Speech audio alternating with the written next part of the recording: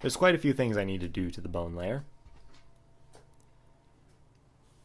First, I'll just go with my regular paintbrush. I'll be painting only color. Yeah, only color.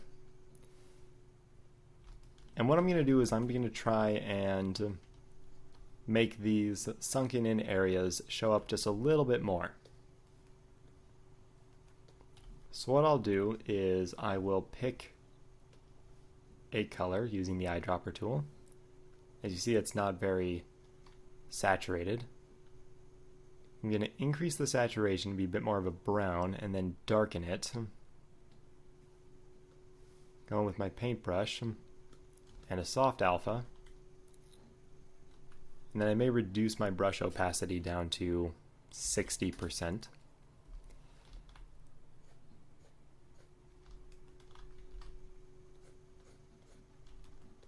And then I can start brushing in areas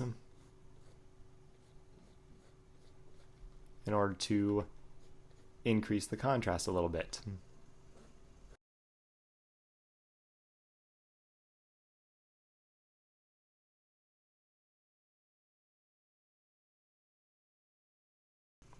And as you see, I'm changing my brush radius as well, making large areas darker, then making slightly smaller areas darker, in order to give the feeling that these are curved depressions. And all this really does is it sort of helps the normal map. It works alongside the normal map in order to really bring across the depth and the complex medium-sized details that have been sculpted onto this bone structure. Because when you texture something, especially if you start texturing it with darker colors, you can start to lose some of the detail in your normal map if you're also using a high roughness. As you see, we're not getting a whole lot of specular highlights. In fact, we're not getting any specular highlights really on these bones. So we need as much help as we can in order to really make the details show up. Now I could use something like less in convex, which would let me paint a little bit more freehand, but the problem is even with low amounts of contrast and a very low degree, or even a very high degree, it's not quite as soft as I want it to be. The conditioned masks tend to produce very hard results, and they're usually better for hard surface texturing. Not so much organic texturing like this. So when it comes to adding in detail, or not so much detail, but adding in softer adjustments to your textures, it really does benefit to hand paint it.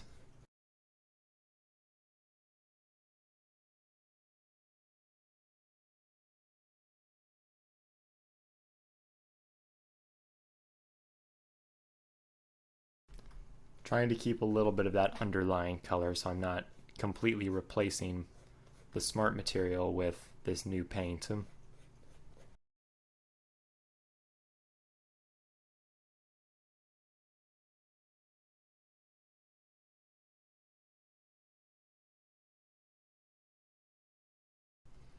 Alright, so now we have our main bone plates along the top have a lot of depth to them. A lot of that sculpted detail is coming across very clearly. I might do the same to some of the other bone structures, but for right now I'm going to move on to something else regarding these bone plates, and that is the border between the bone and the skin. Right now it's very harsh and doesn't look terribly natural. Now these areas are not going to be seen very often. They're pretty well occluded, so I'm not going to worry too much about them, but I am going to do a few things. I'm going to go with my eraser tool, and I'm going to use, much like with the black skin down here, I'm going to use one of the blockier, sort of chunkier alphas here in the cracks and wrinkles, and I'm going to be erasing from these borders. So if I hit 2, you can see that more clearly. And I'll erase both normal and roughness. And I'm erasing normal because if I take a look under lit mode, it's very hard to see, but down here you can see a little bit of a lip caused in the normal map if I hide the bone layer. And that's being caused by the normal map. So what I want to do is I want to be removing that.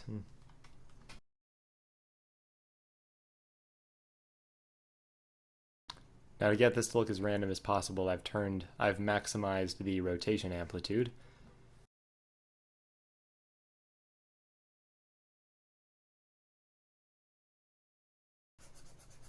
And this is the advantage of filling the entire layer with the skin material before we started painting the bones on. It gives us the freedom to do this and know that the skin will still be underneath them, so we can erase whatever we need to without fear of revealing any plain gray areas or nothing at all.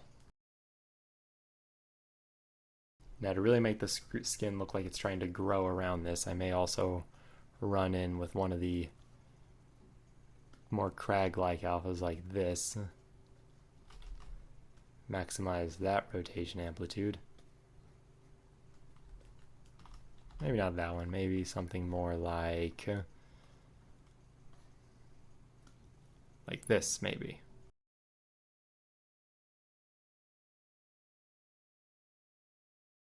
Excellent, there we go.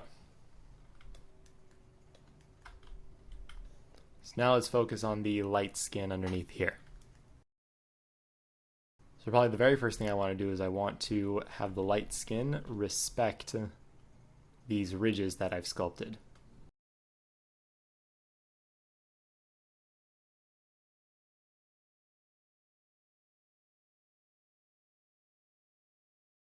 Trying to make it look as though this is some sort of a thicker, maybe a thicker type of skin.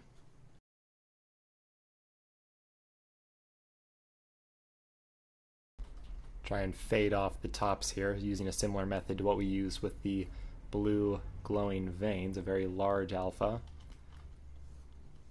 And you see we can fade it in over distance.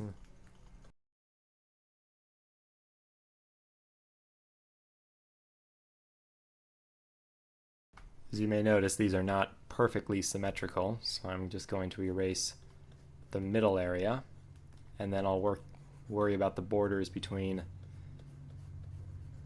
the skin and the thicker patches here without symmetry turned on.